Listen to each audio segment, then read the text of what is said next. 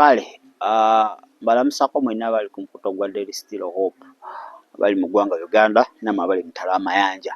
Kitaffe tukwebaza olwaleero era twaniza okubeerawo okwo mwoyo omutukuvu atulungamye okuyita mu Kristo Yesu omwana wa Katonda omulamu. Amiina. Njagala owuliriza okusinza kuno okwebuziba. Bakubasinza b'ennaku zino be bayimba tebiriiyo. Tubala tujja kudda mu byemabega. Kuba kale ennaku zino tebitegeerekeka. Okusinza kuno kwa ddakiika 3. Naye muganda wange. Kutwala buziba. Kama yatutwalako aposo waffe. Ne yawummula yamala ejije. Omugezesa enfuma okusinza kuno nze tera okuwuliriza. Kutwala buziba. Baku bintu byabwe by'okukyamuukirira. Ennaku zino baffe tujja kweddirayo ku bikadde. Bala tugeola b'ennaku zino tebirina makulu. Anyway, soko gendeko nange mu nsi ey'omwoyo. Ate tulisa omuntu waffe ow'omunda, tusinza kitaffe ali mu ggulu, ate erinnya lye lyongera okuba nga ligulumizibwa. Ddakiika zijja kuba 30. Empologoma ya Yuda, Yesu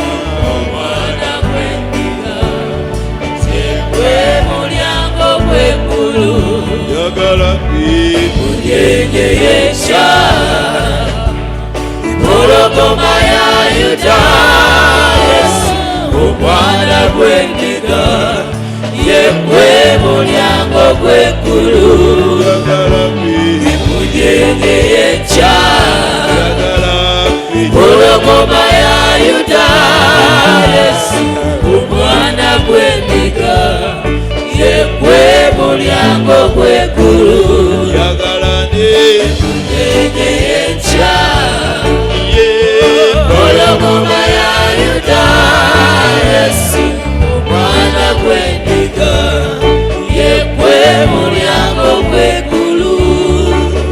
Yegwe mulyango gw'eggulu.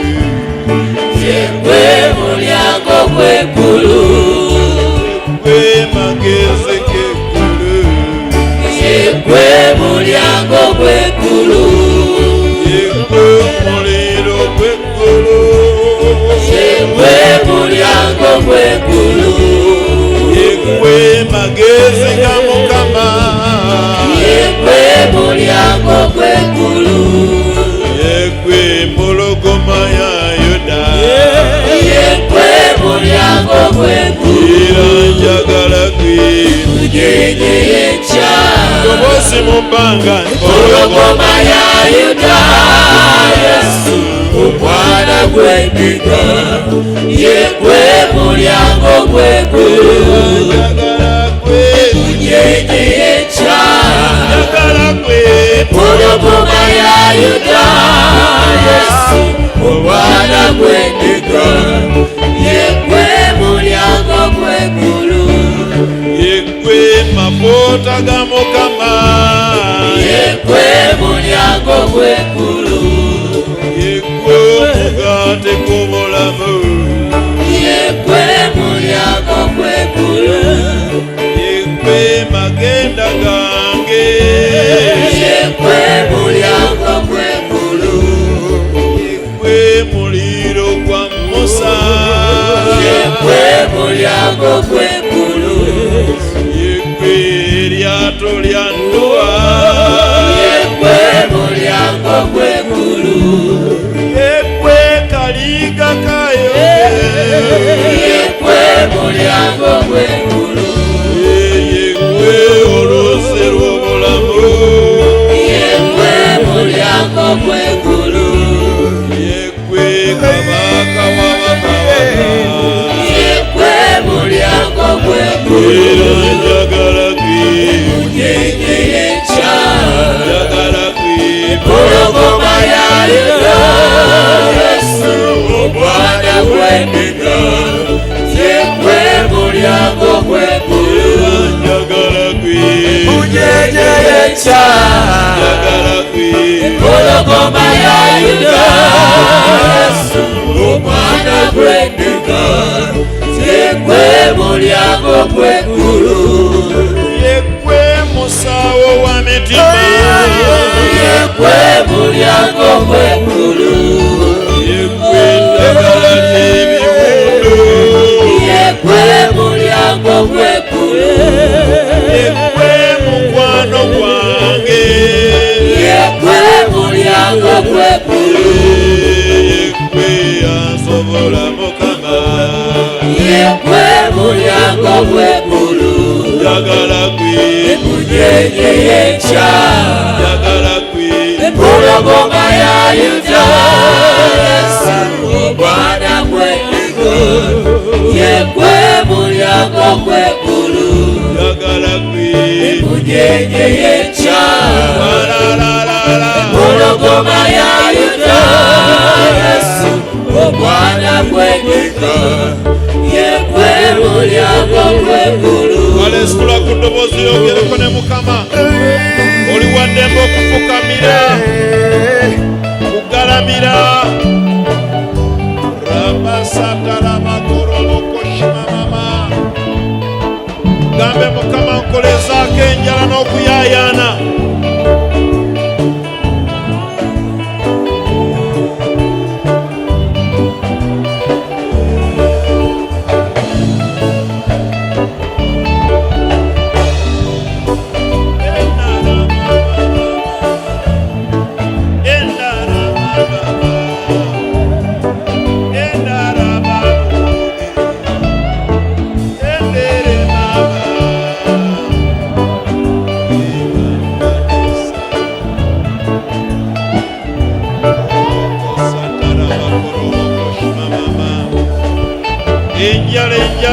Enjala n'ennyonta, omuliro gw'omunda.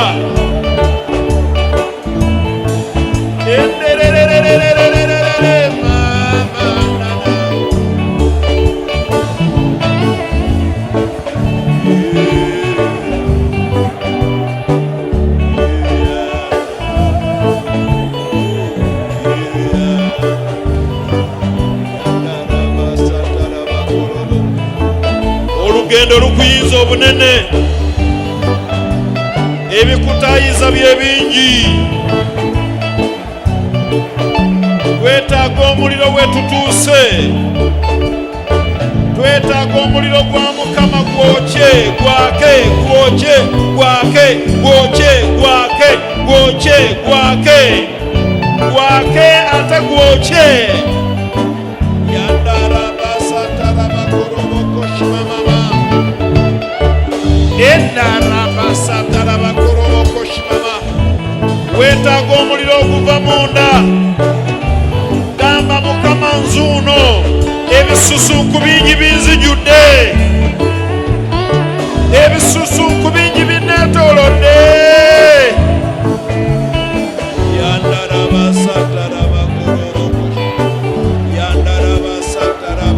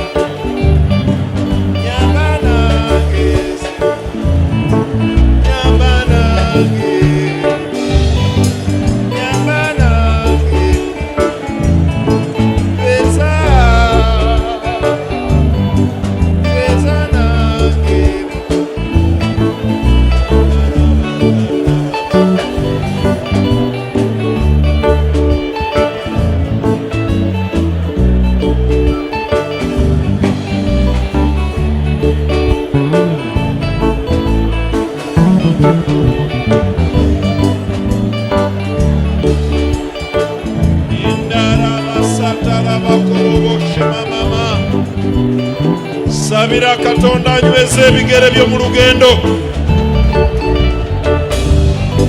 Olugendo lubadde lukuzitoweredde. Ate nga tonnatuuka gy'olaga. Oli mutambuze, saba amaanyi. Saba ekisa. Saba omuliro, Mukama akolezeeko omuliro. Sandara bakorobo koshima mama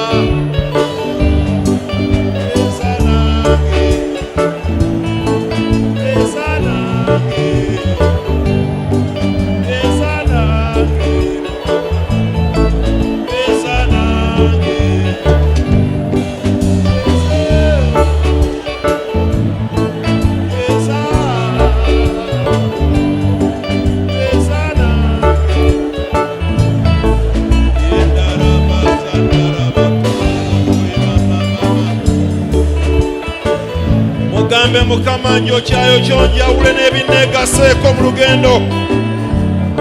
Nina ebinneegaseeko ebizitowereza olugendo. Okweraliikirira kw'ensi eno kumazeewo. Amaaso gange ag'omwoyo tegakyalaba gye galaga. Okukkiriza kwange kukubiddwa. Rabasandara bakorobo koshima mama. Riendara basandara bakorobo koshima mama. Yenderere bye nali ntadde byonna nzizeemu okubironda.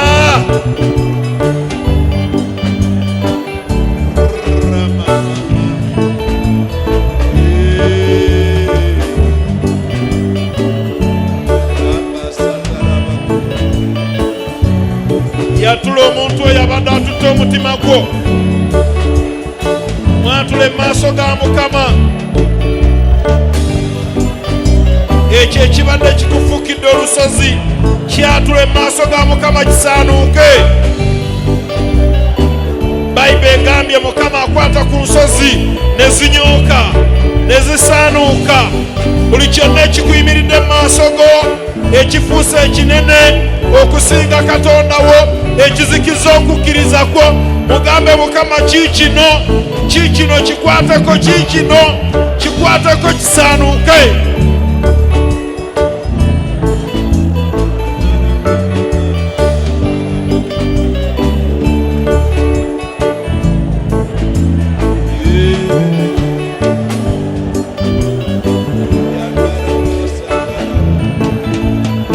Mukama ayina amaanyi. tukolere ekyamagero ekisukulumya okutegeerako. Golokoka, golokoka, golokoka, golokoka, golokoka, golokoka osabe. Golokoka oyake mu mwoyo.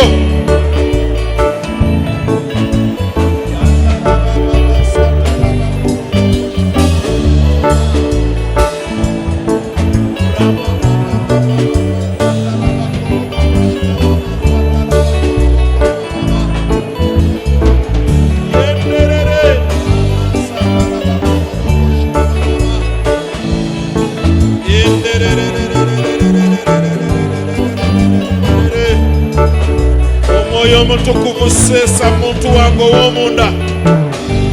Koleza, koleza, koleza. Newaayo gy'oli leero.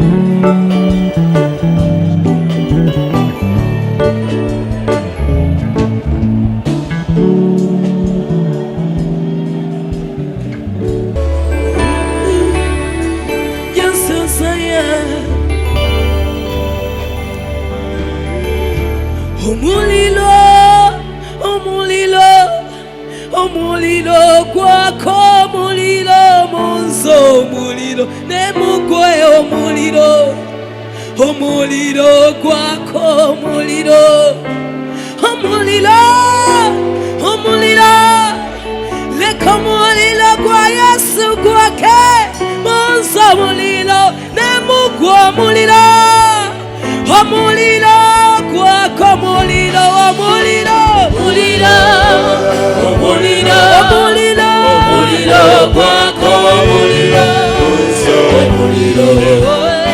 omuliro gwake. Yesu nsaba omuliro gwo gwake. Kawala omuliro gwo gwake. Saba omuliro gwo gwake munze. Kino kyaleero gwake. Yesu nsaba omuliro gwo gwake. Gwekawala, gwekawala. Leka gwake munze. Kawala omuliro gwa Yesu. Omuliro kuva mu ggulu gwake. Leka omuliro gwo gwake munze. Saba omuliro gwo gwake. Kawala omuliro gwa Yesu. Omuliro gwa Yesu. Gwetwetaaga kati. Gutukyuse.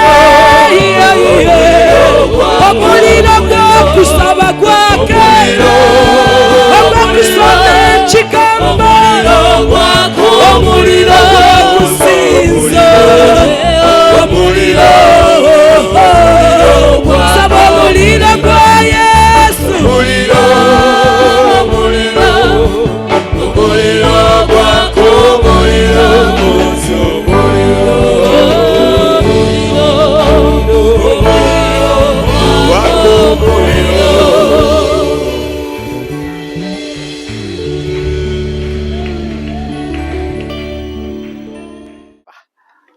n'okulikayo mu nsi ey'omwoyo ey'okusinza n'okusaba. Okusinza erina kubeera mmere ya bulamu bwo. Katonda atutonda okuba nga tumusinza. Yokaana 4 anoonya abamusinza mu mazima ne mu mwoyo. Ennaku zino ogenda mu kyaki anaashi nogane nazeewa wano naye kweka okusinza okukutwala ebuziba. Katoka okusinza tekwetaaga nagoba mizimu. Gidduka gyokka. Gyokka. It was so powerful. Jabaleeteranga ebirungi. Jabbazangayo emabega kuba ennaku zino tebikyakola ki? Tebikyategeerekeka. Bintu bya buka kutama kuseereza simanyi kirira teremuka. Teremuka. Haleluya. Kakati tebikyakola nnyo makulu. Naye abasajja baasinzanga ne bagenda ebuziba. Why? They are led by the Spirit of God. Buli ekintu kyonna w'okikola ng'okulembeddwa omwoyo wa Katonda kikola impact. Okitegera? Naye eby'ennaku zino mibiri bandabe n'ennyimba zetulaba abayimbi ba gospel ze bafulumya. Just video ze bakola muntu kulaba ani ataddemu ssente nnyingi ani akoze video y'akabi naye nga tebakulembeddwa mwoyo wa Katonda. Kakati okusinza okwo kati gw'oŋŋamba mu kusobola okukaddiwa okwo buli n'oddamu n'okuwuliriza olabanga kukwongera ate kuzaayo ku nnamulondo ya Katonda. Okitegera? Naye basobola okusinza ng'asinza yennyini amaaso gali gati agakanudde gaweddeyo mu kiwanga. Awo tosirabye ng'agamba banaye fukamira weeweeyo ngaffe ebiri mu kyakyo weeweeyo weerabira amabanja weeweeyo mukazi gwenkulaba. Ye yagenze buziba. Ogenda olaba ng'omwoyo mwenna abasitudde si byakukaka bantu kubanga kakati gw'oli tokulembeddwa mwoyo wa Katonda gwe mwennyini oli mukalu. Ayi n'obakaka tebigenda kukola. Sajja abo balina Mukama tuweeyo abasinza si bayimbe buyimbi tuweeyo abasinza n'abatendereza. Mazima obeera mu kyaki n'ogaba kiki kye nazzeemu nga biringa bya disco ndongo budongo naye nga tolabamu mwoyo wa Katonda. Tolabako nti oligenda ku Namulondo. Yesu kubuukabuuka ne mutuuya naawo masavu ne gavaamu awo nekiggwa. Naye dda abasajja baasinzanga emizimu ne gidduka nga tebagobye na mizimu n'egyo ennaku zino bagyegaya bamanyi n'ogamba sinzaamu awo gugende guno omuzimu teekamu awo oluyimba oli Katonda yanukuza sinzaamu awo gugende ne muteekamu oli Katonda nagwo ne kutandika okucacyanca tukusinza ne guseka weereza omuliro kyokka pastor. Why? We are not led by the Spirit of God. Tetukulembedwa mwoyo wa Katonda. Ebintu tuli ku bya mubiri, ebintu bya professionalism, experience. Nice. Kale koko okusinza banaye kwenjagadde naawe oliiseko omuntu wowo munda otegeere nti Mukama alinayo akasanvu ke ba ku entertainment eri mu kyalo. You know kati church is a place of entertainment. It's no longer a place of worship. Si we tuza okusinza Katonda okugani wa kati kyafuuka kifo kyakusanyukiramu busanyukizi. Bana ne bambala empale ne bambala bulegingi maaso wona ne balegingawo ne bajja ne bakunamira abantu ne babuukabuuka ne mubafuwa sente ne mubaga bane banaabana eno kwaya bana eri so powerful bulakuba babuusebuuse ne babakunamira ne bantu yambe Kama atuyambe. Azisi obeera n'abayimbi basatu ku stage okwo. Omu n'asinza, omu n'atendereza, omu n'ababakinga. Ne bakola ebiryo ddala okubeera n'abaana ogera olaba nga baliise ku katuuti nti kamala na kumala balinga 8 mbaza kuweereza naye nga bye bali kuweereza abo n'oganebana. Kiki kino kye bali ku bintu bya kukunama bonna ne batuyana bati. Ninga ebyo batuyaniza towuliddeemu wadde presence ya Mwoyo Mutukuvu. Kama atuyambe. Kale wa Yesu obulamu bwo gamba Yesu nkwebaza olwaleero kubanga onkuumye nze okusinza mu mazima era ne mwoyo nina okuba nga nkukkiriza. Kimba nkuwa obulamu bwange obeera omulokozi era Mukama waabwo nsasira obutali butuukirivu bwange naze n'omusaayi gwo ntukuze okuyita mu Kristo Yesu omwana wa Katonda omulamu tusabidde.